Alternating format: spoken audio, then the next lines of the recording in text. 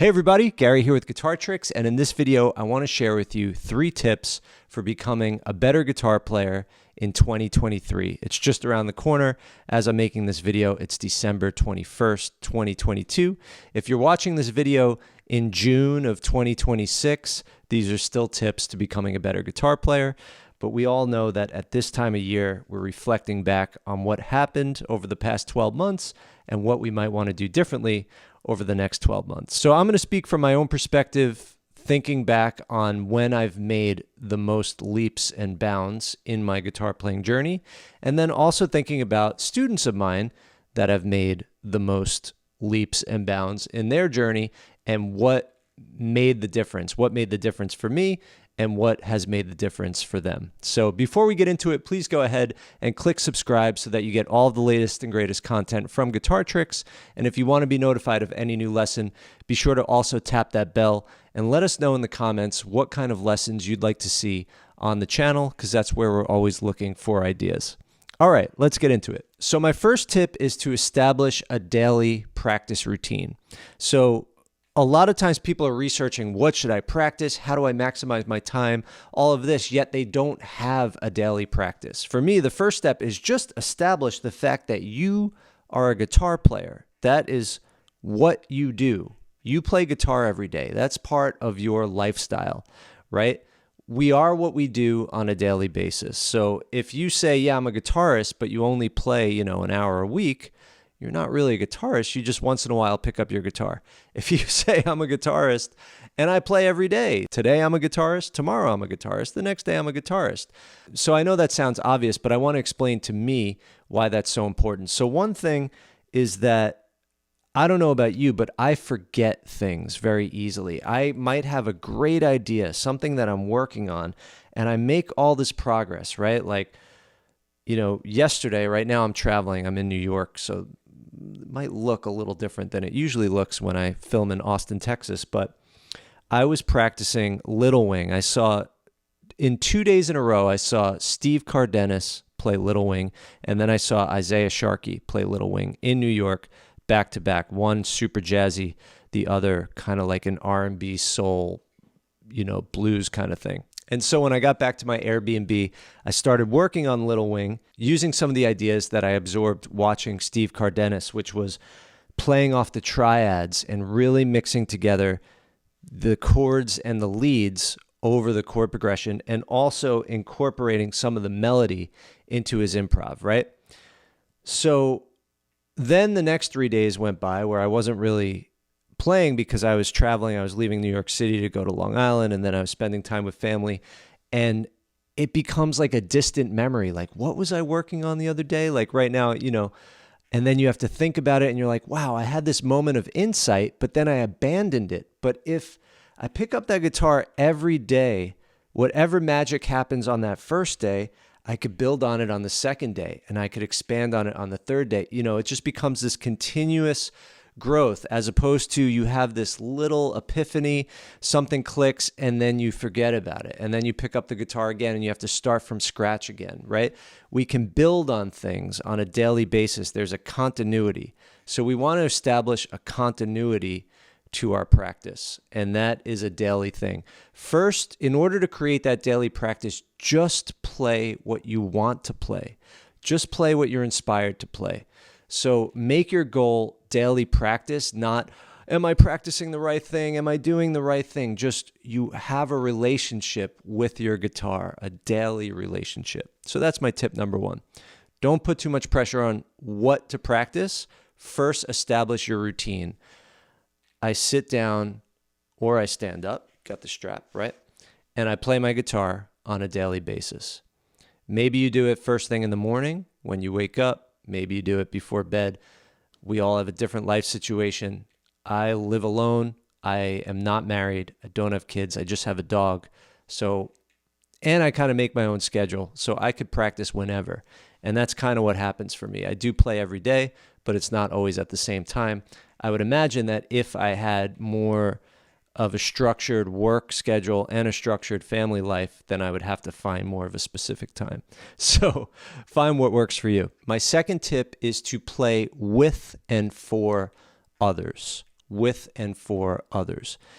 In order to play with and for others, you have to have something to play, a song, right?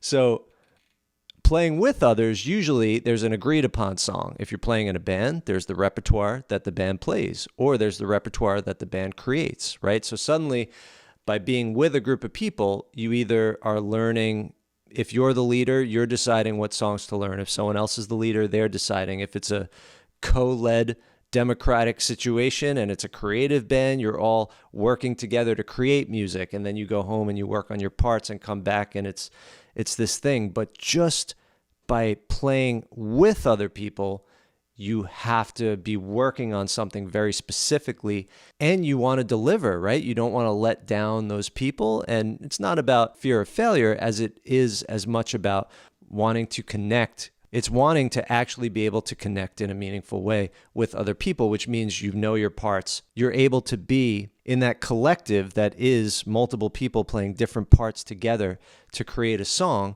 You know that you can do your part so that you could experience and share that connection. So in my journey, most of the progress I've made is through being in bands and having to learn or co-create songs and then perform them. Nothing compares to that for me personally, because that holds me accountable, that motivates me. And that's also, for me, what music is all about, connecting with other people through music, which is such a powerful thing that makes us all feel a certain way that we don't feel without music, right? So playing with people and for people in real life is great. Now, if you don't have the opportunity to do that in real life with other people, then what you could do is create videos or audio to share with family and friends. So another part of playing for others is not necessarily live with real people in a room, but recording. The act of recording is generally, your goal is to share your music for another person, but they're hearing it after you performed it. That is still legitimate, and I have made the same kinds of progress through that endeavor, right? Just making YouTube videos. A lot of these videos I make, I'm creating a little intro song or something like that, and I'm spending, sometimes, you just hear a minute clip, and I spend an hour trying to find something that I say, that 1 minute, that's really what I want to share. I think that exemplifies what I'm going for here, right? But without knowing I'm going to share this with you, I don't have the impetus to create that thing. That thing is shared because I know it's going to you, right? If I don't have you there, I just am kind of just fiddling alone. I don't feel the same motivation. So finding a way to share, ideally, it's great to share with other people in a live situation. But if you're recording it, great. Putting a song together on YouTube, maybe you start a YouTube channel and it just becomes your diary of the songs that you've learned, right? And then if you forget that song, just go back to your YouTube channel, watch the video, see what your hands were doing, and you'll have it. That's another thing. It's easy to forget what we do. So if you're documenting it, not only is it giving you a way to share it, but also to remember it and to have your kind of repertoire and your portfolio of songs there online that you could go back and look at, go back and review, remind yourself of the songs that you know. Now, I keep saying this is true for me, but it's also true for my students. The students that I find making the most progress are the ones that are either regularly sharing videos of things they learned and worked on online. Like I have some online courses where students post their work, and the ones that really want to post the work are working so hard so that what they post is a representation of their ideal, right? They have an ideal, and by knowing I want to create a product, not something to sell, but I want a project. That's the better word. My project is to reach this ideal, this aesthetic, artistic ideal that I'm going to capture, and I will be happy enough with it, and it makes me feel good in a way that I'm ready to now share with the world. And by with the world, in a group of other learning musicians, and then they could feel good about that and move on and keep doing the same thing throughout their journey, right? It's an ongoing thing. Learning, creating, sharing. Learn, create, share. I have other students. One student comes to mind that started going to like a kind of circle jam session where he lives in a retirement community, and in one of the recreation centers they get together and they play songs, and this is what he's working on, right? And he's learning new skills, singing and playing together, how he can play with other musicians that are just chugging out the chords, how he might play the chord progressions elsewhere on the neck. So through that process, suddenly it's so clear what to work on, the songs, and how to play those songs in a way that fits with the people that you're playing with. So how might you do that? Whatever town you live in, maybe find a meetup, find local open jam sessions, open mic nights, put an ad out for, looking for people to play music with. Go to a music store, go to a community center, put a flyer up. Maybe you're the one that takes the lead on this. And then, of course, the internet is just immediately available to anyone, and you have the whole world there at your fingertips. And also, don't take for granted, if you post a video and within a few months 100 people watch that video, that's a lot.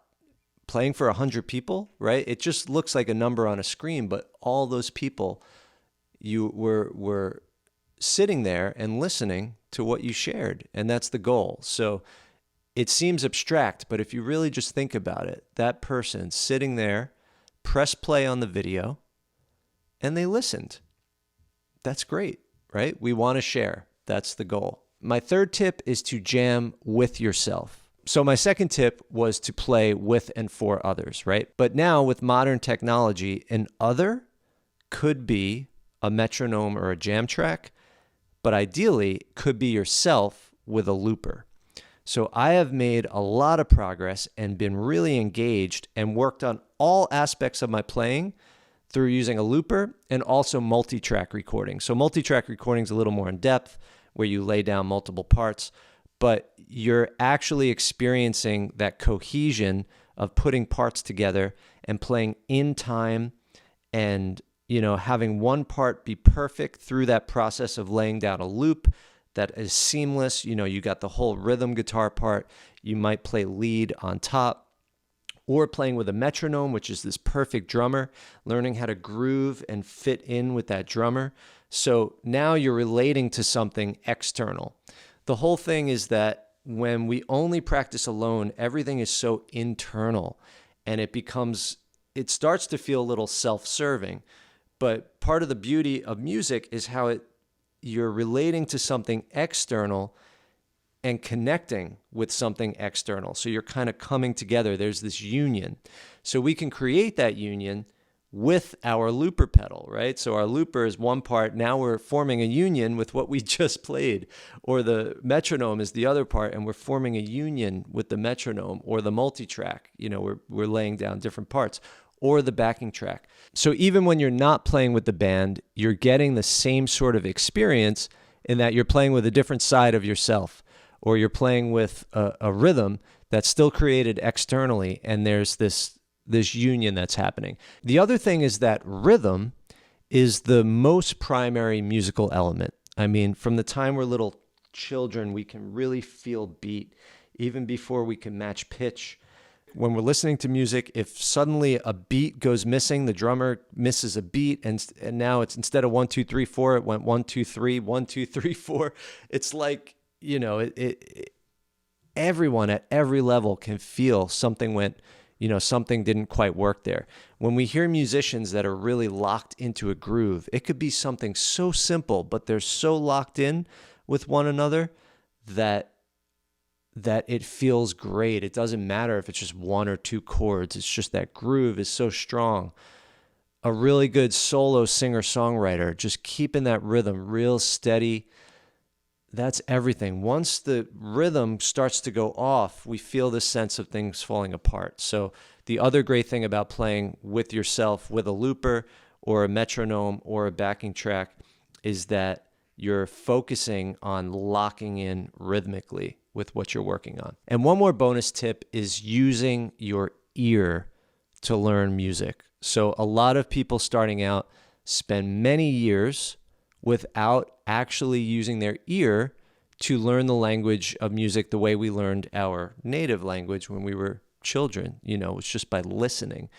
We just heard all the nuance of the sound. We made connections through that sound in an intuitive way, right? We didn't start with reading it out of the book or just reading it off a page. We just heard it and made sense of it that way, right? So in today's day and age where everything is tabbed out, there's a lesson for everything, it's very easy to not use your ear. But again, when I started getting serious about music and joined bands, I got most serious in the early 2000s. I graduated high school in 2001, and I would say like right during my undergrad and college is when I got the most serious about playing music. And at that time, I was lucky enough, some transcription software had already come out, which I could import like a CD. I could put a CD, I could take the track from the CD, put it in Amazing Slowdowner. I could loop little sections, I could slow it down. And I started to learn for a cover band all the songs by ear. This was pre-YouTube, didn't have tutorials. I didn't have a teacher teaching me. I didn't have the tab. So by ear was the way to figure it out. So they would say, you know, these are the singer would say, these are the songs I want to sing. I would get the CD or the MP3, and then I would slow it down and learn it. But now no one has to do that for pretty much any popular song anymore. But what ends up happening is when you learn it all by ear, when you play it, it's more like you're singing it because it's here. It's all in here, and then you make the connection from here to your fingers. Whereas when you're just learning tab or from a tutorial, it's like paint by numbers. You're more like a machine, and you're not quite getting that connection. So I would encourage you to find simple songs where you're like, you know, this sounds pretty simple. And you hear a lick, it goes, bo no no no no no. And then you hum it. And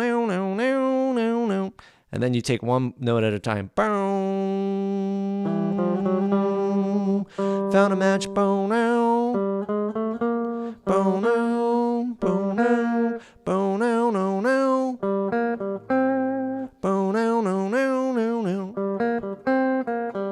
Right? So then you learn the riff by ear.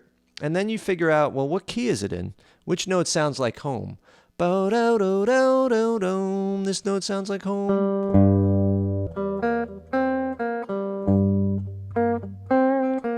And then you say, okay, it's in G. That's a G. And then you learn about, okay, so it's in G, and here's the kind of G minor pentatonic scale. And then you give yourself, you know, where on the fretboard does it exist? Okay, it exists within a certain scale shape. There's certain intervals there. You know, this is the root to the minor third to the fourth, back to the minor third, back to the root, over this, say, G minor chord or whatever it is. So you learn it by ear first, and then you analyze it. And your level of analysis right now might be non-existent, and that's fine. Start with the sound. Sound should come first. So you might know nothing about music theory. That's fine. You could still listen and figure out this riff. Once you're able to give it context, key of G, certain intervals, certain scale shape, now it's going to kind of live in a more multifaceted way in your brain. And the recall and the memorization is going to be better, and how you can relate to what you just learned. It's not going to be this isolated just thing. It's part of a bigger, you know, it's part of a whole web of understanding when it comes to music. But that's next level. So to summarize, 1, establish a daily practice. Don't put the pressure on yourself to practice anything specifically. Start with whatever gives you the most joy, and just do that on a daily basis, right? So that each day you can build on what you learned, or you're not forgetting what you did yesterday. There's a continuity there. Second thing was play with and for others, preferably in real life. If you're unable to do that, or in addition to that, through videos that you might share on YouTube, on social media with family and friends. Number 3 was jam with yourself by using backing tracks, metronomes, loopers. So this way you're still getting that experience of relating to something external, connecting to something external through music, even when there's no one around. So you're building that skill, which prepares you and gives you sort of the same feeling as playing with and for others. And you're also working on multiple aspects of your guitar playing, like, a rhythm part and then a lead part. And then the last tip was to work on learning by ear. Learn as much as you can by ear. So personally, I enjoy improvising, and I have no hesitation about soloing over things. And where I made the most progress with that was literally learning solos by ear, transcribing solos by ear. That's still what I do. Every song I learn by ear. Every solo I learn by ear. Once in a while, if I'm on a hard deadline, I'll find a tutorial to just kind of help me get there. Like if I have to learn something same day to perform. But then what happens is you start to build a vocabulary, and that vocabulary is coming from here. And you kind of hear these phrases because you learn them by ear. You were so intimately like attuned to them. You heard all the nuance, right? When you read something on tab that, let's say I hear a riff that goes, it's one thing to read that off tab. It's another thing to hear all the nuance.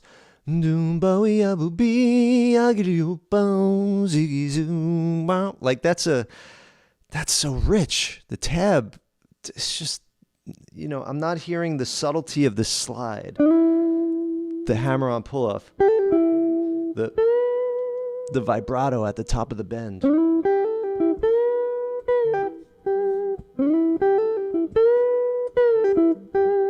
Right? To really learn the language, you have to hear the nuance of it. Humans have accents, regional accents, because of the nuance that people speak things with. We all share it. If we're all within a culture, we all have the same accent.